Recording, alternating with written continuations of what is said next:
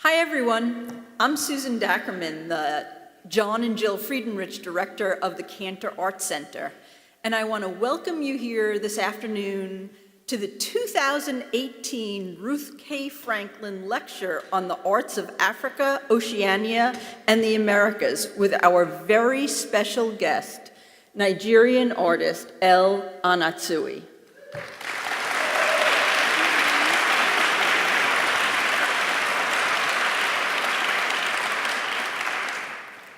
We're really lucky to have him with us here at Stanford this evening, and we're benefiting from his travel to the US for the Carnegie International. He's one of the 50 artists featured in the show in Pittsburgh, where he has covered the exterior of the museum with aluminum printing plates. You should definitely try to get to Pittsburgh to see the exhibition and his work. And if that's not possible, certainly look online and see the work. It's amazing looking. It's an honor for us to bring an artist of his stature to the Cantor and to Stanford, especially because his work speaks to so many themes that are relevant to this campus and across the world. We are also grateful to UC Santa Barbara art history professor Sylvester Ogbechie for being here this evening to engage with Anatsui in what we know will be a lively and illuminating conversation. Anatsui is an internationally renowned artist who thinks broadly and globally about issues that are pertinent to Africa and the world at large. His large-scale sculptures are made of discarded materials that we usually consider waste. In this way, his work asks us to examine the connections between consumption, detritus, and the environment, issues of concern and study at Stanford and across the globe. At the Cantor, we're very proud that last year we were able to add a signature work of his to the museum's collection, and I'm showing it to you here on the screen. I would encourage all of you who have not done so already to visit the museum to see Uwa. This colorful work diverges from and builds upon the artist's much sought-after tapestry series, and similarly is made from the crumpled and crushed metal caps from liquor bottles. And I think what's so interesting about the artist's work, and I'm sure we'll get to this tonight, is how he takes these materials, crushed metal, and makes them look like something else. So in the wall pieces, they end up looking like pieces of cloth in a tapestry, and here they end up looking like strands of fiber. I'm told the word Uwa means world in the Igbo language. The sculpture's composition suggests something of the world's construction, and as you can see, it's unraveling. But I will leave this to the artist and the professor to illuminate it in their conversation. So let me just finish by offering the necessary thanks. We're grateful to Amanda Maples, who is a former curatorial fellow at the Cantor, for her work in helping bring Anatsui himself, as well as his work, to the Cantor. I'd also like to acknowledge Mark Franklin, who endowed this lecture series in honor of his late wife. He couldn't be here tonight. And finally, I'd like to thank the C. Diane Christensen Fund for African Art and the Phyllis Wattis Program Fund for making the acquisition of Uwa possible. I invite you now to listen to our distinguished guest, Anatsui, in conversation with the esteemed professor, Sylvester Ogbechie. Thank you.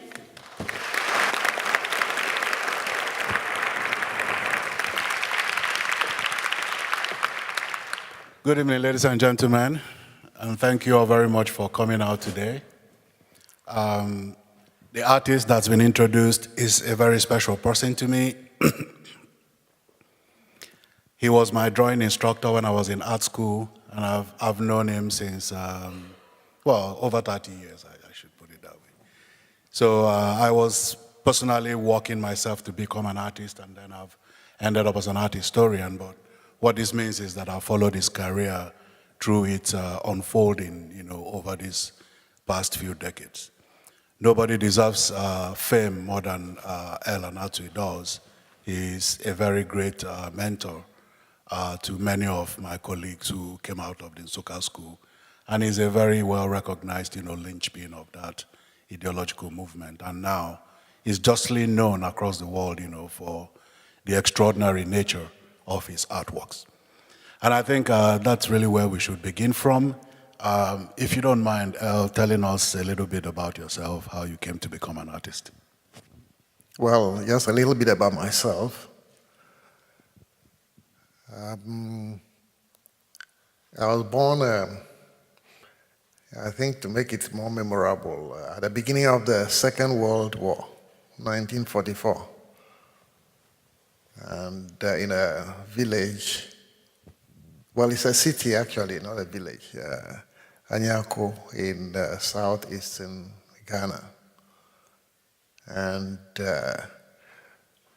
grew up in a mission house, sequestered completely from my culture, because in the mission house you have the church and school buildings and the house, and so you were not actually in touch with, I wasn't quite in touch with my own culture, because the culture of the mission house is not that of my people. And I grew up in that kind of atmosphere, and from there left for the university. I was there throughout my elementary school years and in my secondary school years, and it was when I went to university that I left the mission house and went to an institution which again was Western, and therefore I've got very little contact with my own culture at that point. And I think that kind of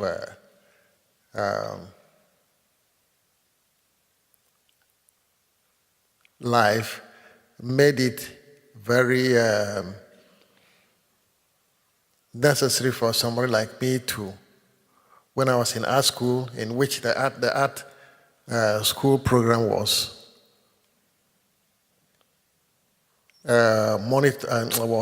modeled along the lines of the British art school, Slade Art School, which was also strange to me. And in art school, we didn't have anything doing with anything Africa. It was all Western art,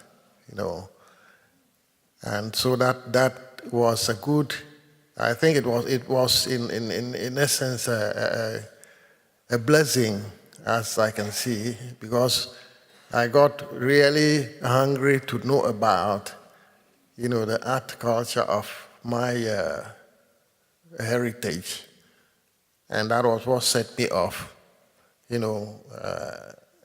soon as I finished art school, on my journey to practice as an artist. And what it did was to get me searching, for, the things that I'm supposed to have known but haven't known. And that's how it all started. So this is a very interesting background. You spent your formative years in a mission compound, essentially isolated from the culture around you. And then you went to university and studied art.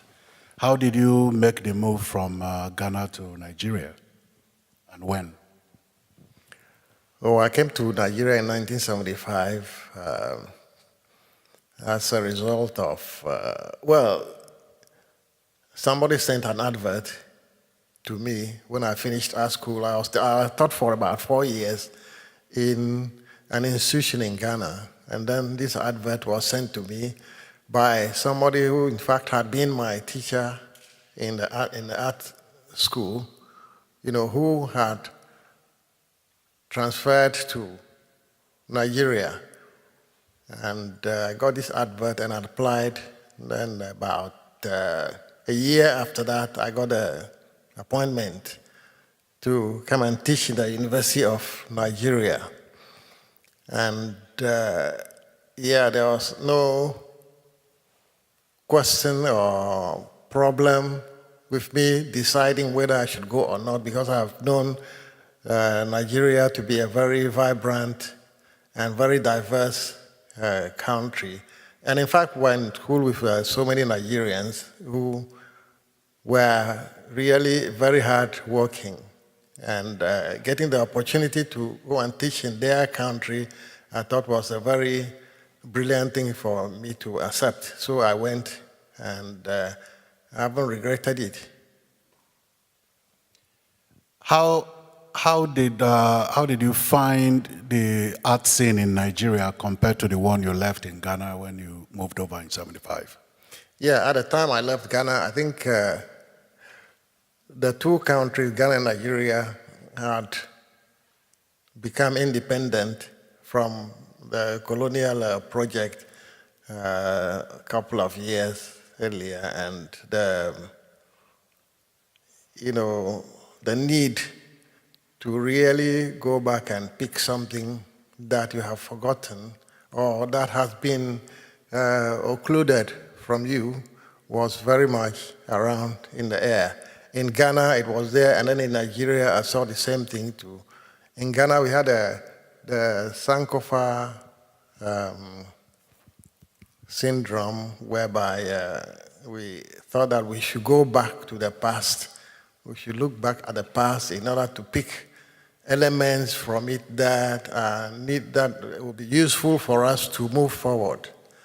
And in Nigeria, they had what they call the natural synthesis. They said they should be able to combine what is indigenous to them with what they have imbibed from outside as well. So these are the two situations in which I found myself, and I think they were almost the same thing. And so I didn't find any problems at all settling in Nigeria and being part of the natural synthesis project after having done a little bit of going back to pick it. Sankofa, we call it, in Ghana. I came to the University of Nigeria in 1983 as an art student, and I remember El was our primary drawing instructor, and we had all these classes where he made us draw lines day in, day out for weeks on end.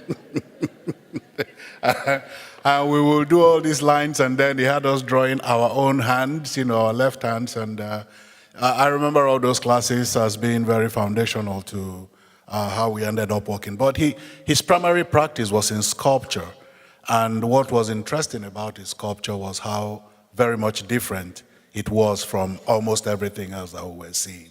Can you talk to us a little bit about how your sculpture took shape and transformed, after you came to the University of Nigeria to teach? Yeah, but when I came to Nigeria, before I came to Nigeria, I was on, what I think was the beginning of my artistic journey, whereby I was working with wooden trays that are very ubiquitous. You find them in the markets, the trays about this in diameter, and they could be smaller, but most of them were like this, and they were what the market women would use to display their wares. And I thought that would be a good support for my work as a sculptor, because when I left art school, I thought that the first thing I have to do would be to find material that I could work with, and not necessarily the materials that were used to in school, with your plaster of Paris and such stuff, which weren't commonplace material. They weren't things that you could buy anywhere. And I even thought that the artist, as an artist, you don't have to work with material which you might have to spend so much on, and the material should be ubiquitous. And I found these trays very useful. At that time, I remember, you remember I have mentioned that I have been cut off from my culture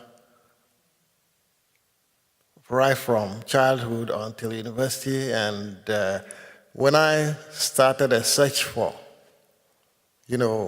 something to know about my own culture, I found this collection of signs which are very distinct, and they are styled after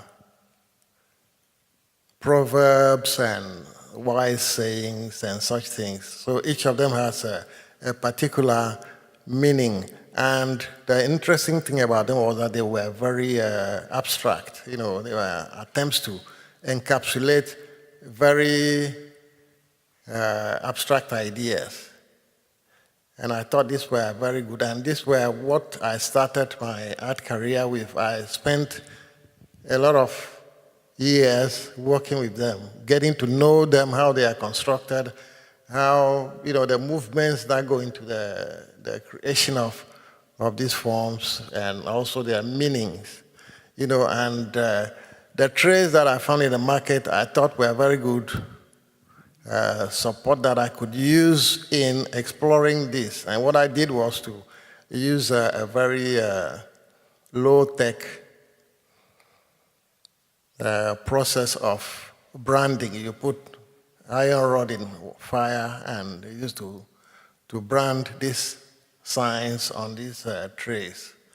Now, the signs normally would be printed on a fabric, but and when they are printed on fabric, they are in large numbers, They are arranged in rows and large numbers of them.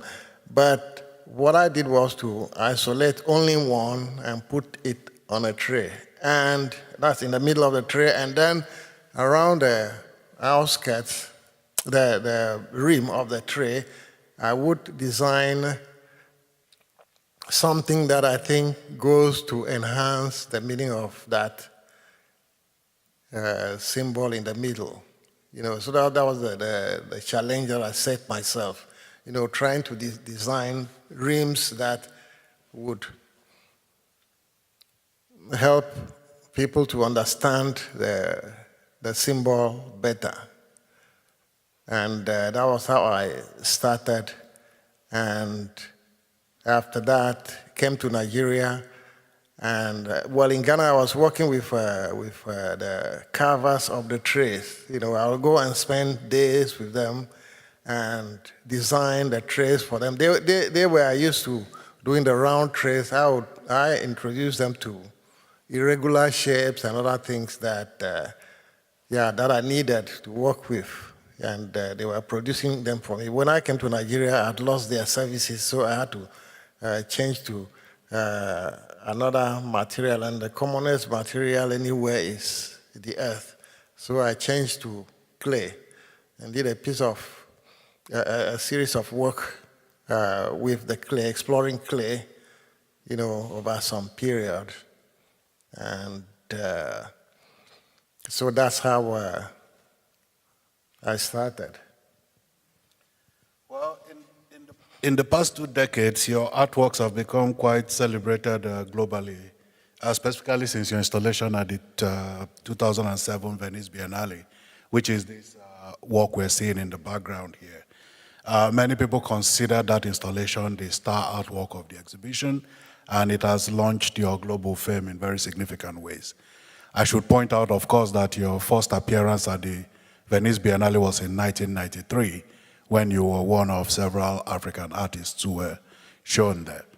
How has your reception in the past 2 decades affected your art practice in general? How has it changed how you are dealing with your artworks, in essence? Well, I think that more immediate thing that's done was that it got me getting so many invitations to do projects here and there, and that, affected my work in the sense that it got me working harder and also needing the services of other people to help with, what I produce.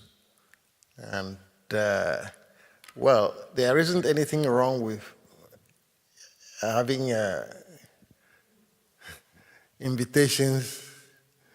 The good thing about it is that it helps to sharpen your practice more, and you become more confident, about what you're doing, and with the feeling that you are able to communicate, or people are able to connect with what you are doing. So that's the good thing about it.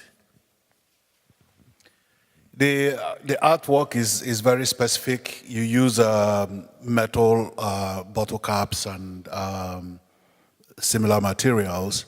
And there's been a lot of comment about how these repurposed materials end up creating these objects of really great beauty. How did this come about? I mean, how did you get this sense that you could turn repurposed objects into these kinds of objects of really great beauty? Yeah, I think this is about a time that, I started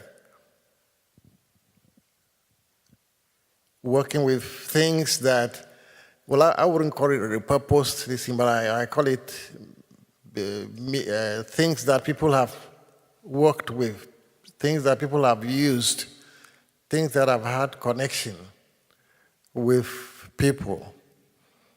In other words, it should be something that has been used. In the past, when I work, especially with the trays, that's also carved by people. So people have touched it or have done something with it. But I wanted things which have seen some history, some story behind them, because that way, then the stories serve as a kind of trigger. They serve as a kind of trigger for you as to what to do with the material. It's not like working with clay. Clay is so versatile that it wouldn't, you can have it there with you and you might not feel anything immediately. But with these ones, the stories behind them, their use, and what they've been through, are enough. Very strong triggers for you to take off. I remember when your work prior to this crushed, bottle caps and related works had actually started dealing with these repurposed objects a long time before that. I remembered when you did your pieces of wood exhibitions, which were artworks created from salvaged, found wood objects. And I remember specifically when you started to search out old mortars for your sculptures. I thought that was very important back then because a mortar is one of these very extraordinary objects associated with female domestic work in Igbo culture. And a mortar is as important, and personal to the owner as, a car would be to somebody else in different contexts. So I thought that was kind of an interesting leap back then. What directed you towards those mortars? How did they become important, to your thinking? Yeah, the mortars were, to me, I equated them with human beings, and when they are new and useful, they are really given to good use. They are subjected to very great use, but as soon as they get old and they begin to leak or have any defect, then they are discarded. Now, the mortars we're talking about are kind of, they are like troughs, which are, 5 feet, 6 feet long. And yeah, I think the kind of stuff that in Western countries they might use for, in the past for threshing grapes for wine, for instance, that was the kind of trough that they were. So they are horizontal when they are in their useful life. But when they are discarded, that's when I get them, and what I do with them, first of all, is now to raise them up, from the horizontal and let them stand up to show what they have been through. And I see that bringing them up that way gives them a new life, because then they become objects of contemplation instead of use. And the interesting thing was that when I go to the village to collect these trays, as soon as my vehicle is seen by one person, word quickly gets around the whole village, and everybody who has old mortars brings them out. Now, these are objects that they do not want to use again. They cannot use again, but they've seen that at least somebody is using them for something, and well, he pays them something to get it.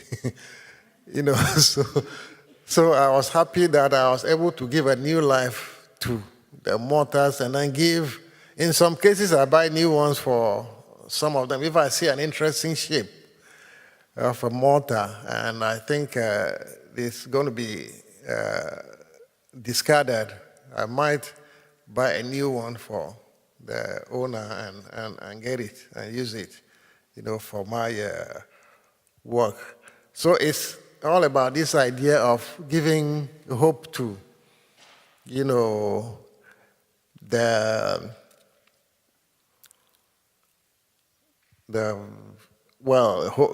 hope to people who have kind of despondent, The mortars we're talking about here are cylindrical wooden objects that are gouged in the middle to provide a container space where you could grind or thresh, objects. These are very important economic elements for most families. So what he's talking about here in terms of like repurposing those objects, and replacing some of those mortars for people who might need to have them replaced before they discard the old one. This is an important economic activity taking place here, obviously. It is something that El will never talk about in any great detail, but he has sent a whole lot of children to school in the Nsukka area simply by going around and buying these old objects from different people. It's a very well-known, aspect of his practice that he often underplays, but which is absolutely important and vital in the context we're talking about. So we have seen a major development in your metal installation sculptures, since Old Man's Cloth, which are now moving from wall installations into free-hanging assemblages. So how has your artwork changed, while relying on similar technological, symbolic, and narrative protocols?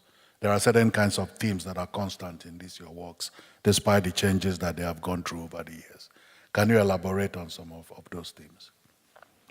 Yeah, I think first First thing that the material, especially the bottle caps that I work with, have so many aspects to it. It has the shaft, and then the top, and then the ring that locks the bottle, the cap to the bottle. All these things that I discovered gradually. Initially, it was the shaft that caught my attention. And after that, the round top got my attention too. How did it get my attention? After having you cut and open, and then the round top drops. I was interested in only the shaft portion. And after so many bags of this thing have been used, I saw that I had only the round ones. So I said, okay, why don't I use the round ones? And so I found myself working with what I call the male and the female elements of the bottle caps, the round being the female one, and then the long one being the male. And so that was this is the first discovery I made about. And then the second one was the rings, the thin rings that are at the bottom of the thing. I saw that they were so thin, but I said, okay, heck, why don't you find a way of belting them together so that they can also create. And when I tried it, I saw that it was creating some a sheet which was transparent. You could see through it. And being that was the quality that it came with, it gave me the idea that, okay, this material is almost like working with say, oil color or watercolor or this thing. You can have transparencies, you can have opaque and very thick layers created. So it gave me the feeling that the bottle caps are actually very versatile as art materials, or as material to work with. And then the idea of the transparency got me thinking about things that have to do with the transparency is a very topical issue anywhere, in any culture. You're talking about people who have transparency and all those things. So it got me thinking about all those themes and titles and and after a period of working with all these, creating the sheets which are capable of being used in so many ways, I thought, okay, I should be able to do something which now doesn't go to the wall or doesn't get hung up, but stays on the floor. And so the idea came about that actually I worked with a bit of this idea in the initial piece, the initial material that I'd used for my works, among the metal pieces that I've used. That's a milk tin, this thing. They were not hung, but they were actually displayed, installed in the middle of the space so that you could go around them, But with the bottle caps and the fact that people tended to take them to the wall, I thought I should be able to bring them back to it. So that gave rise to pieces like the one that you have here, the uwo, and others, which are not wall bound, but things which are freestanding. So we're looking at a certain kind of movement. Most of these early pieces were wall assembled, but they were actually designed to be seen in different kinds of contexts. They have a certain kind of fluidity to them that, you know, you can exhibit them in various formats. And we see them moving to these UWA type structures, you know, where you have the walk sort of in three-dimensional space and you can walk around it. And then these wall hangings, for example, with you know, sheens and transparencies, which are actually you know, central type installations and quite interesting. So for this particular series, this work here is called Glee. Is Ewe, means wall in Ewe language, which is the artist's original language. This was done in 2010, and it revisits a persistent topic in your personal narrative about walls and how they complicate personal and cultural histories. Why have you returned to this wall theme over these years? Yeah, I think in the previous years when I was working with wood, I have done an exhibition which was entitled Walls and Gates. You know, because in northern Nigeria, well, the exhibition was held in Kaduna, northern Nigeria. In northern Nigeria, they have cities that are walled and with very elaborate gates, you know. And that was one example.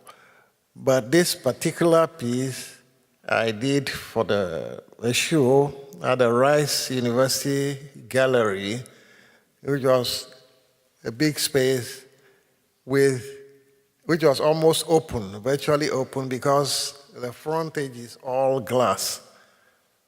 And so you could see, any time you stand in front of it, you could see an open space.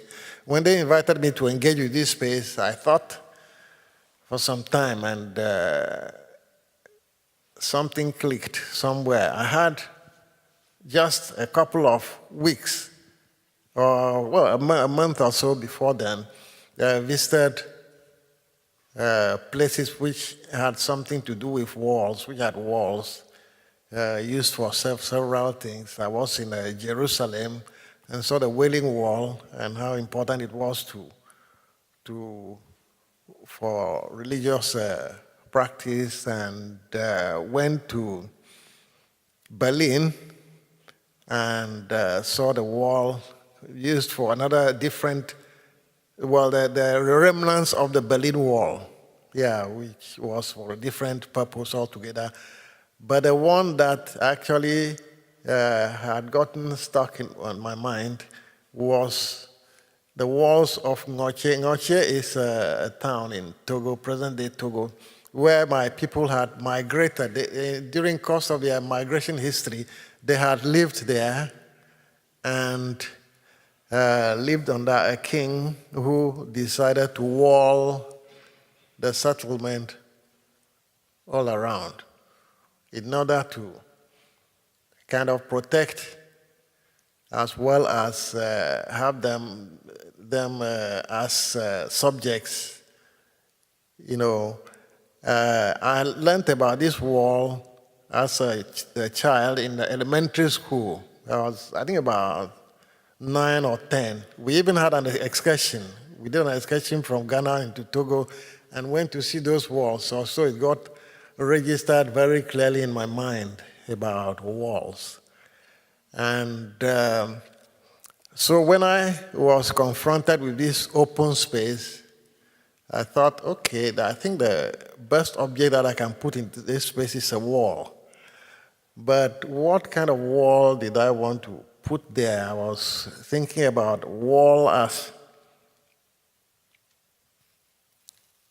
an object which, well, most of the time they are human creations, you know, which would have the tendency of secluding, you know, in most cases, not all, or sequestering, or, you know, doing so many things.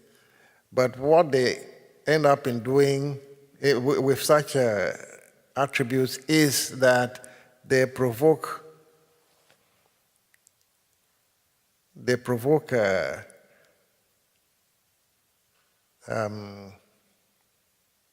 curiosity.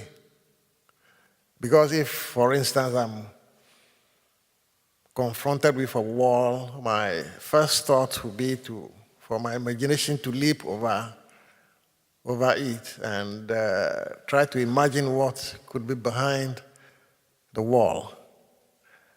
And in that sense, I had a feeling that the kind of wall that I should create for this exhibition should be one that betrayed this attribute. The wall as something which doesn't occlude, but rather provides you with more vision, imagination vision, to go behind it in order to imagine things. So the wall actually helps you to see more than it's trying to prevent you from seeing, by the action of your brain. So I thought about a wall as something transparent. And that was about the time that I had started working with the rings, which create transparency. And so they came in very handy for this work. And yeah, I think that's... Anyway, throughout your career, you have explored an unusually wide range of media, from concrete, ceramics, tropical hardwoods, driftwood, and discarded wooden mortars, and then later on to roofing materials, cassava graters, melting lids, printing plates, and in your latest installations, aluminum bottle caps. How does the transition you make between these different media sort of reflect your own personal journey as an artist? And here are some examples of the transitions in your work. These metal pieces we see now. These are from the Broken Pot series ceramics early on. And you can see that as opposed to what you find in many ceramic objects, these ones are actually objects in states of disintegration and decay, but also objects that can be made whole in very interesting ways. These are from the pieces of wood series. All those mortars we were talking about, some of them are shown here. Once you stand them upright, they begin to take on quite extraordinary different forms. And these are early metal workpieces using roofing metal sheets. And then the stacked wood series. I remember these ones because they were what he was working on when I left art school. And we thought they were kind of miraculous. Elle would bring these works to an exhibition, an installation in bags, and then bring one central object, which is a wooden stand with a metal pole right in the middle. And then he will stack these wood pieces on top one of each other, and then all of a sudden you see a sculpture. It was like a masquerade performance.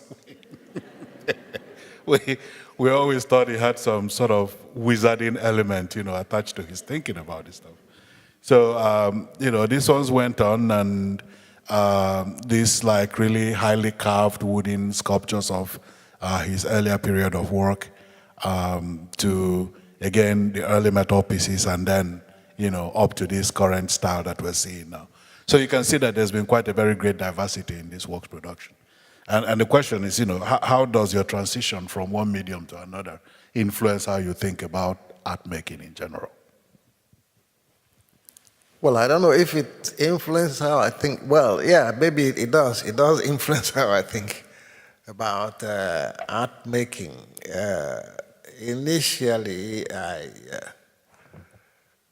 would work with the wood and then the trays, and then the clay and pots, and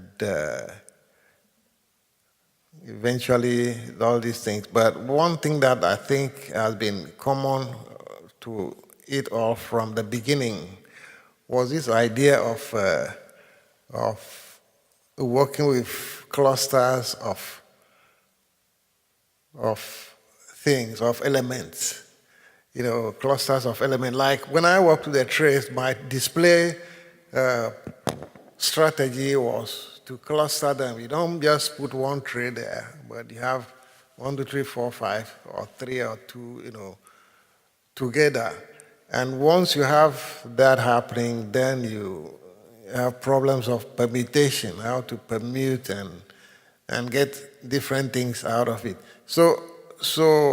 And the same thing went into my exploration of clay at the beginning with the broken pots. With a broken pots series, you would have, in most cases, several pieces that you have to, the challenge of composing into something.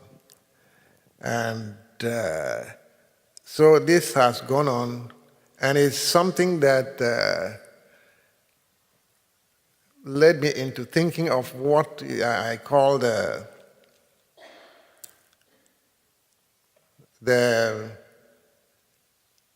shifting form, the form which is not fixed but is constantly changing. Because if you have to permute trays and if you are to arrange, then you don't have one particular form for.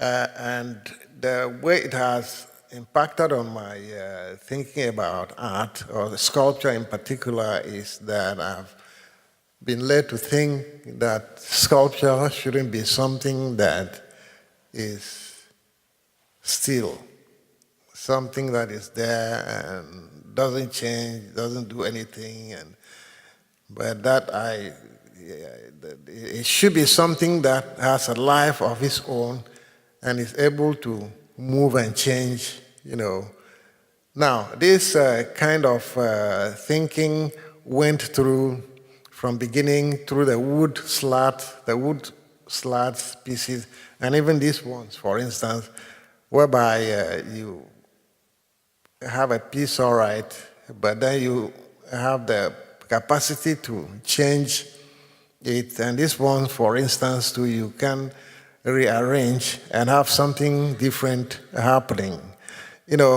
So it's like I was trying to, since it's not going to be me doing all the arrangement or permutation all the time, I was trying to see if I could invite people also into the art-making process, into the process of realizing the work. Because I've always believed that all human beings are artists, or there's an artist in all of us. And some would be asleep, very deep sleep. Some might be doing very light sleep, So in a sense, you are able to wake up the artist in some people, and you might find that after that, encountering your work or having experienced your work, they might even start doing art or something creative, Yeah, so that's what has been behind. And then all of a sudden it got into the free form, what I call the free form, the cloth kind of sculpture, which the bottle caps epitomize. Well, the interesting thing about looking at all these different media and forms in your work is something that I recall being a topic of conversation very much when I was in art school, which is that you've always been invested in radical approaches to sculpture. In the early 1980s, Earl was creating sculptures by using a chainsaw to cut up, flat slats of wood, the use of repurposed objects, which you have seen in all these other works. This was quite an issue of concern for us when we were students. He had a couple of serious accidents in his studio. Once when a blowtorch he was using to, char wood sculptures, leaked, fluid and he caught on fire, literally, from working on this. Another one, planing wood and, got his hand plain. So it was something that I thought was always an important issue. How did you decide on these kinds of radical practice as an artist? I mean, there were safer things, like bronze casting and, and stuff like that. I think it's not because I want to work with in radical ways that I had an accident. These are occupational hazards that any occupation would have. Yeah, but the question of my working with, well, I've always thought that when I pick any medium or material, I should not treat it in a way that I have seen it treated. That way, then I'm not adding anything new to knowledge, of that material. I thought you should. In art school, you were introduced to wood, working with wood, with chisel and hammer, and that was all. And if you continue with that, then you're not going to get anywhere. So all the time, each time I meet a material, I want to see, okay, what has people done with it? It's like something like literature review. You read literature review, and then you find out what is there that has not been studied or written about that thing, and proceed that way. And that is something too that I had tried to, as a teacher, get my students to do. Because there are times that you are in your office and a student will come and ask a question like, "Sir, can I do this way?" And I say, then you are not an artist. An artist, the only question that an artist should ask would be, why not? I want to do this, why not? And then go ahead and do. Because it's not something which is harming anybody. It's not killing anybody. It's just a very safe way of trying out ideas and learning about the world without putting yourself into any big danger or people into any big danger. So why don't you go ahead and do, And so that has been the approach and the attitude that I have had for my practice all along.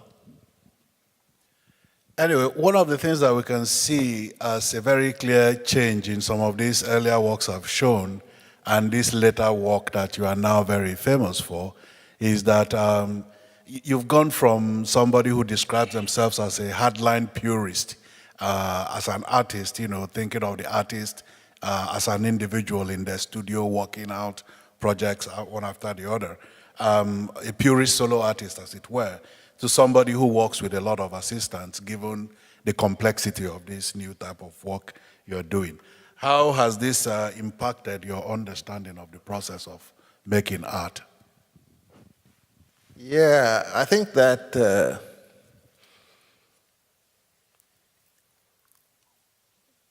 impact, or what the impact has had on my understanding of it is that the artist's job is to imagine,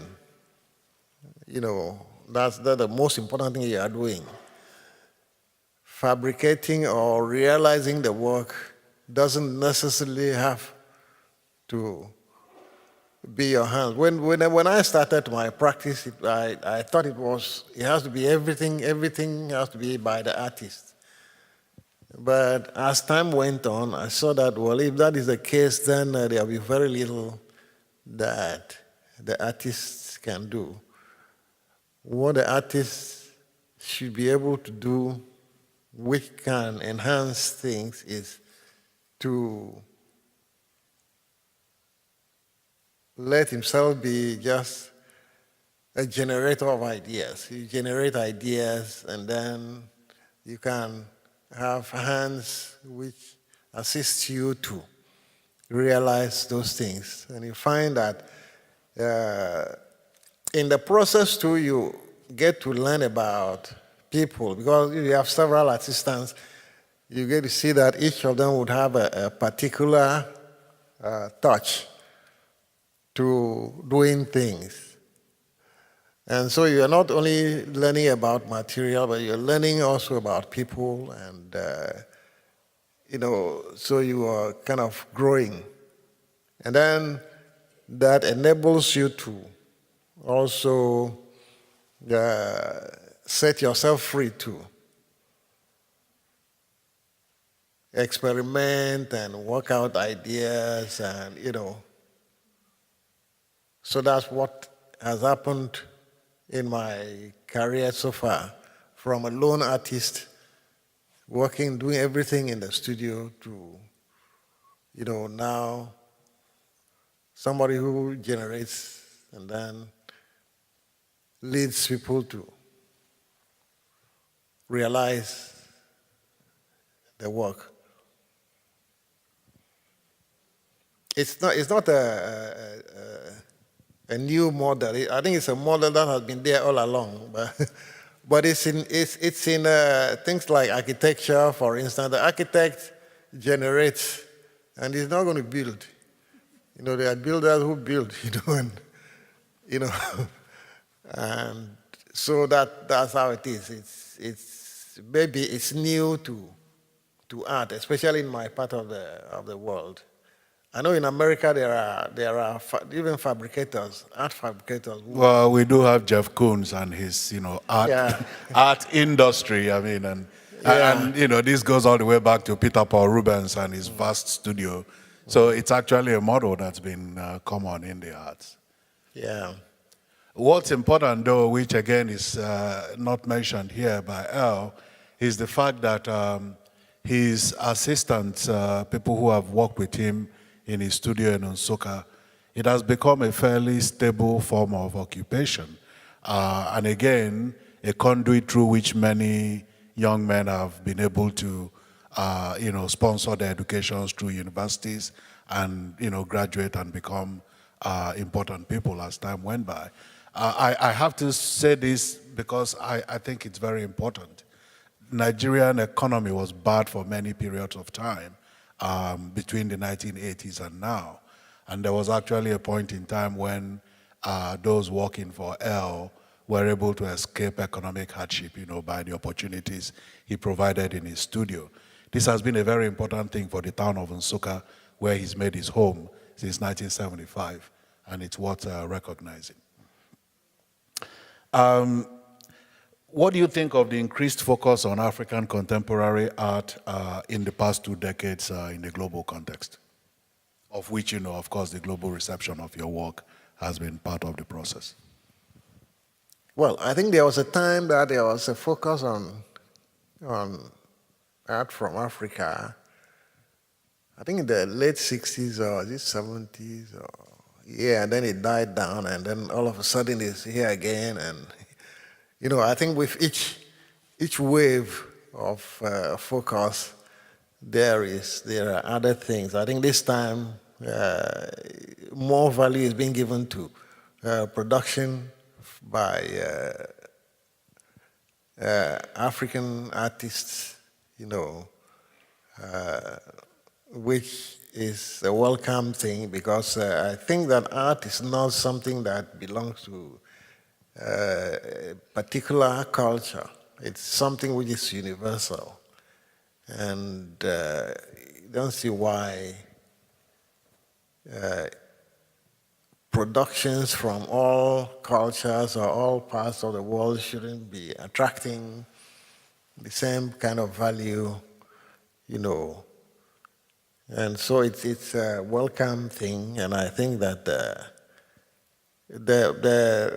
downside of it is that you might have artists, well, young artists, for instance, coming up who might focus on maybe the value instead of the intrinsic quality of work, and that could be damaging, if you approach art as something that you must sell, then it might not have you growing much. Right from beginning, I haven't focused on, even now, I don't focus on sales. Yeah, I don't focus my work on sales. Sales happen on their own, and what you have to focus on is the work, and is it something that, are you contributing something new? Are you doing something that is helping people to see something different from what they've been accustomed to? That kind of thing is what I think should be driving artists rather than value. Value takes care of itself. If you take care of that one, value takes care of itself. So some would argue that this might have to do with the fact that you've actually had an occupation as an art teacher for quite a while. So, that allows you to not worry about focusing on sales for your work. And what I'm trying to say is, there are artists, for example, who are full-time professional. I mean, this is the only thing they do. They don't do anything else. Surely, as a professional, one should expect an artist to be able to make a living off of their profession. Lawyers do it. Nobody, racks lawyers for making money from making lawsuits and stuff like that. An artist is a professional. Why shouldn't an artist focus on the commercial viability of their work? Well, I think that there might be some truth in what you say, that are supported by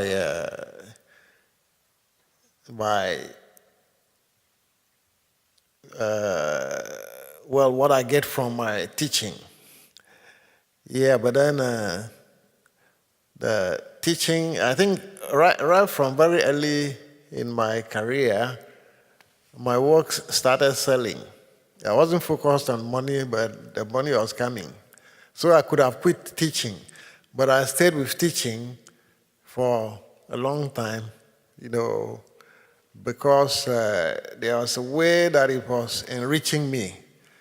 If you had to meet students and you had to discuss their problems with them, it's a way of you also learning or improving yourself, Yeah, right from the wooden tray, the first pieces that I did in my career, people started collecting. I remember that the first ever show we had, in which I showed the wooden trays, all of them were bought. I was teaching. My salary wasn't up to what I was getting from the sales of artwork, but I continued teaching, And it's only about 7 years ago that I stopped teaching, and now want to face it fully. So the concern hadn't been, how to make money, but what situation, what kind of condition puts you in a position to, benefit, and grow. As a way of sort of rounding down on the discussion, your work, this is a very important question for me personally. Your personal narrative talks about your growing up, your childhood and adolescence in a mission compound, which was a fairly restrictive environment focused entirely on, the deployment of Christian theologies and things of that sort. But your work has been described as being devoid of religion even as it is imbued with spirituality. You know, is this characterization correct? What was the impact of growing up within that kind of religious environment on the art that you're doing today, which have obviously this very transcendent charge, you know, to them that people recognize significantly? Yeah, I think my that's a very difficult one, but let's see. Yeah, growing up in a mission house doesn't necessarily make you a spiritual person or a religious person or anything, but I think that it has little to do with, in my reckoning, it has little to do with my having grown up in a mission house or in spirituality and all these things. But I think the very practice of art, you know, what you're trying to reach or touch is the intangible, something intangible, in which case all artworks, if they are effective, are spiritual things, you know, and if probably my works are effective, then it means there's something spiritual about them. Their aim is to get at something that transcends, you know, material. You know, and yeah. Well, the thing is this, I mean, as an art historian, right, I see art exhibitions, I see a lot of them. One of the things I like to do is actually watch audience reaction to artworks when I go to an exhibition. I have seen people moved to tears in front of your work. There are very few artists I know whose works elicit the same kind of response. I've seen people come in, look at these works, come close to it, you know, you look at their faces, they have this kind of like, you know, an enlightenment kind of thing. It's like something, it's like a kid comes down and it's Christmas morning and you've just gotten the best present in the world. It's that same kind of expression. I mean, you know, people are standing in front of this and so there's a very transcendent reaction, you know, to your works. And I mean, if you look at these works at close range and you look even in the illustrations that we're seeing here, these are really phenomenally amazing pieces. You know, that's what I mean. I understand that you think about art as being something that good artworks are transcendent in their nature. But there's something really there's a kind of charge to your works that's becoming increasingly apparent. And that's what are you thinking about this at all? Or is it, you know? Yeah, I think when artists are bringing out work, when you are generating art or creating art, you well, eventually that's why we exhibit. You exhibit in order to show the rest of the world, and the idea is for you to be able to have a link with the world, and so it's not a strange thing that people can get moved by an artwork, any artwork, not only mine, but any artwork, if it's effective, if it's able to connect with them. So artists are always trying to connect, you know, trying to find people who are on the same wavelength with them, or at times they could be on higher wavelength if you are able to connect with you, and that's it. Well, this is a very good place to connect with the audience. I think we should now open it up to audience questions. Hi. My question is when you are imagining the work and they are constructing the work, how do you get to the point where you understand what's going to drape, or how much of this is planned ahead of time, how much of it when you interweave different patterns into it to make it flow the way that your work does? Well, I think, let me, I have a problem with hearing, especially from the distance. So, The question is, how do you, when you are planning the works, and putting your works together, how much of it is planned out and how much is accident? How do you decide on when the work is coming together or when it becomes, something notable? yeah, with especially the bottle cap, there have been different approaches that have gone with each phase of work. And with the bottle caps, for instance, I hardly ever draw. When I worked with chainsaw and wood, for instance, that's a very fast process, and so you need to have some idea about what you're going to do.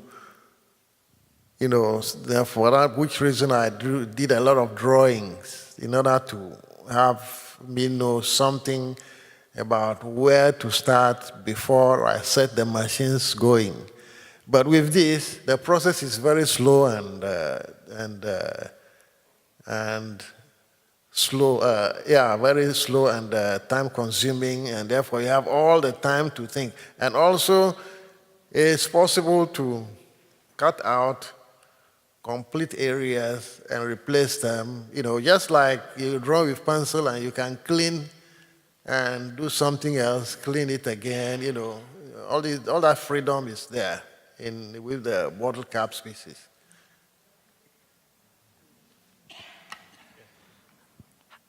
How do you come up with the names for your pieces? How do you come up with the names for your pieces? The titles? Oh, the titles. My feeling most of the time is that artworks shouldn't have titles. Yeah, because titles have a way of standing in the way that people can relate to the work. The title might be in a way, in this sense that you give it this name, and then they'll be trying to look for that thing in it, and maybe it's not there. Whereas if you left it without a name, they will be able to connect. They will have their antecedents, so they'll be able to connect with that and get something that relates to them. And based on that, I got this brilliant idea that in my language, a very highly tonal language. You can have one word, and the inflection, tonal inflections, spelling is the same, tonal inflections. You can have about 4 or 5 meanings out of that word, the one spelling, And I haven't seen in many places that my language is tone marked. I see it in Igbo language. They very meticulously tone mark, and Yoruba. So you can't make mistake with that. But with my language, they leave it. And so I prefer picking words from my language so that even the native speakers of the language would be at a loss as to what. Because I want you to stand before an artwork and not be led into anything. So I give you that. I give you that challenge, of not saying something which has a meaning, which would tend to stop your reaction to the work. So you find most of the times I use words from my language.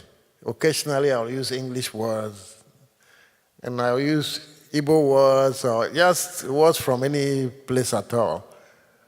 But I don't think that artworks strictly need to, just like music too. Yeah, although, yeah, that's why I like the classical music when they say it's opus so and so in G, and that's all.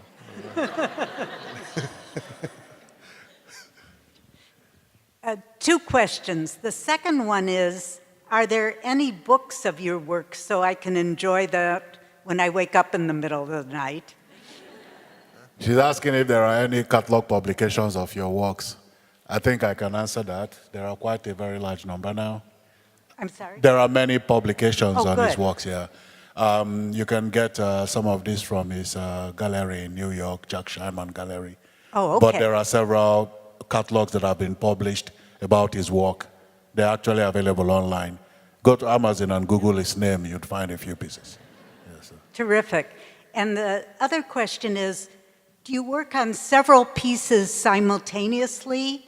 And how many people work on one hanging? How many people do you employ for working on one piece? More or less. Well, with the bottle cap pieces, very little elements to be joined into a big this thing. You can have several people up to, maybe at times you can have up to 40 people at work. And if the work is simple enough, then you can have the 40 people in about 2-3 groups, and working.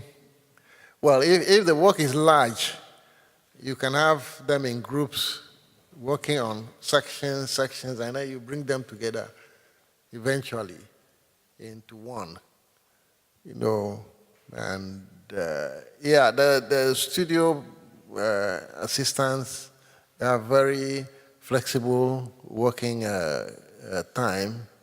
Yeah, you can come to work or not come to work if you have something else doing, and so on a good day you can have up to 40, over 40. On a day that many of them have other things doing, you can have like 16, Thank you. Hi.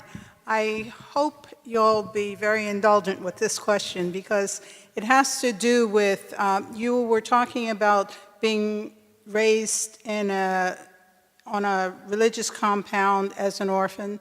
I don't know if it was orphan or just working there. My question has to do with your culture and your language. You've said you speak Igbo, and I was well, that's a Nigerian language, I think.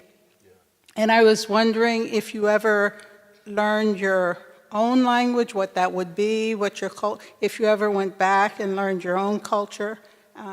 Could you talk about that a little bit? Did you speak Ewe language, your own language from the get-go, or was it something you had to learn later as a result of growing up in a religious compound, as it were? Yeah, well, in our days, the first 3 years of elementary school, you are taught in your native language. You started learning English in addition to that from the 4th year. Yeah, so, but I don't think I'm very good at my own language even. And yeah, because there are my classmates who came from town. They weren't in the mission house, they came from town, from the culture itself, and their facility with the language is far, far, far greater than mine. My language is Ewe. I'm sorry? Your language is? Ewe, yeah. Yeah, I think it's lazily spelled as E-W-E. Yeah, because W is not, well, we have W in my language, but actually the middle one, the Ewe is something like this. It's a cross between a V and a W. So it's written like this. So it's a word in the middle of that. So Is that Fanta or Gwe? no, No? it's Ewe. It's Ebe. Mm. Okay, Thank you. Fante is different, Akan is different, Ashanti is different. So yeah. Hi. At the beginning of your career, would you say that there were any artists that inspired any of your works? At the beginning of your career, would you say there were any artists that inspired your work? When you were a younger artist, was there any artist that you looked up to? Okay, when I started practice after art school, no, I don't think that there was any artist. But as time went on, I started traveling. For instance, I was able to see work of other artists. You know, I remember the first serious art show I saw was of of Louis Nevelson in New York in the late 70s. You know, that was about the first time I was in New York. And I thought it was a very brilliant work. Later on, I was to meet other artists' works, you know, and have, taken a liking to them. Especially I like artists who work with intangible things, you know, like Anish Kapoor, for instance, working with void and, you know, and what's the artist who did a rodent crater? Turrell, James Turrell, yeah, and what the other, yeah, such artists, you know, Turrell with light and, you know. So these are largely conceptual artists, in essence. Yeah. You know, it's something that's been looking at for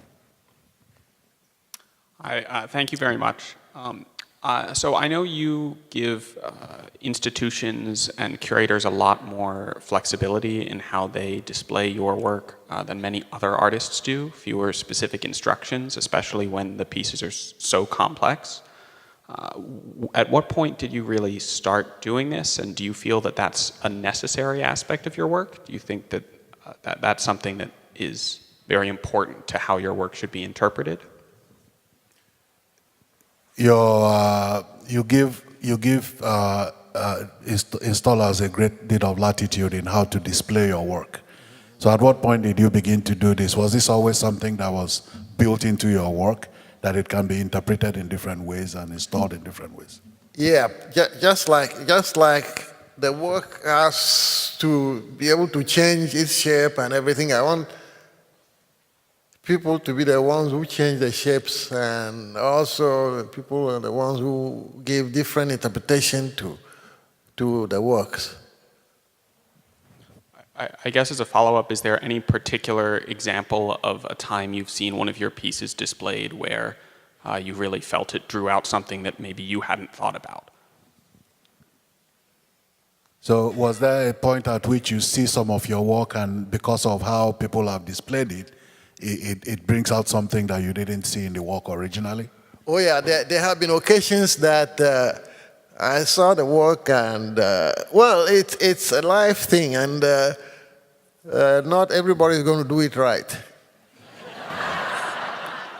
Yeah, but luckily I've seen only a few occasions whereby I thought there wasn't much, imagination that went into this thing. It's a matter of how you understand it, how you understand the given. I regard them as givens, as data. It's a matter of how you understand this data and what you're able to do with it, you know. And I've said it several times, one of the very evocative installations of this species I've seen in a place which I should regard as, consider as the most conservative place, the church, the Catholic Church in Rome. I contributed a piece to an exhibition that was to mark the 50 years of ministration of the last pope, not this current one. And when I send a piece, normally I wouldn't give any instructions or anything. You look at it and decide what to do with it. And I went there specifically because I wanted to see what they're able to come up with. And I was grandly surprised that there was one of the most effective installations of it that they had done. I later on got to learn that they used the services of a curator who researched. And, and so that I wanted to give freedom for people to work with. And she actually went to work.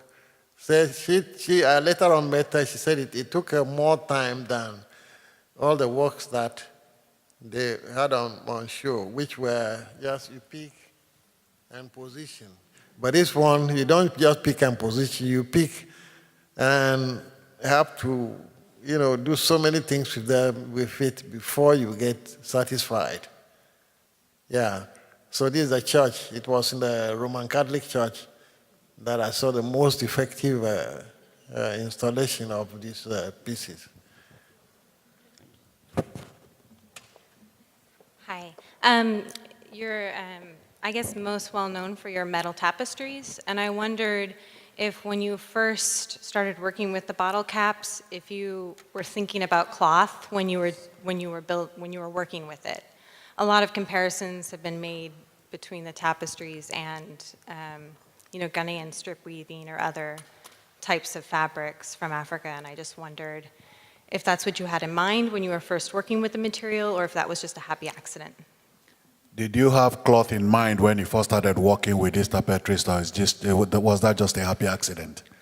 Yeah, I think that unconsciously at the back of my mind I had the cloth in mind, because to me the cloth is about one of the most versatile objects, that you can get. Anything which is a sheet and is free enough, it's the most versatile. You can do so many things with them. You can configure them into something three-dimensional. You can stretch them fully. You can rumple them. You can just do anything with them. So it was this freedom, to work with a form that is highly changeable.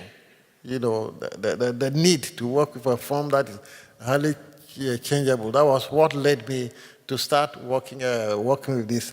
And the medium brought itself in very well because it's very light. Aluminum is very light. And at the same time, it's fairly strong enough to string together. And initially, I did maybe 2-3 meter wide, but I saw that it continued to hold on, so I kept expanding, and so they are a function of getting to understand the medium and what it can do, and then I saw that the larger the piece, the more freedom you imbue into it for people to play with it and do things. We're going to have 2 more questions and then round up, so please. We have one up here. One up where? Yes, all right. Hi. So, please, the person up. We're bringing you love from the University of California, Davis Art Studio MFA program. Go UC. I noticed. University of California, so Davis, yes. I noticed that Ogbechie had a good laugh about the accidents in the studio, but that you were silent. About the accidents in your studio accidents, he said I laughed, but you were silent. I wasn't meaning to make light of the situation, please. I was thinking that perhaps it is the difference between the perspectives of a professor and a student. So my question is, would you consider Ogbechie to still be your student? She thinks that the fact that I laughed about your studio accident is about the distance between a professor and a student, and would you still consider me to be your student? That's a really hard question. Yeah, so L, am I still your student? Well, maybe he could still be a student in the studio, but I would be his student in art history. We can exchange.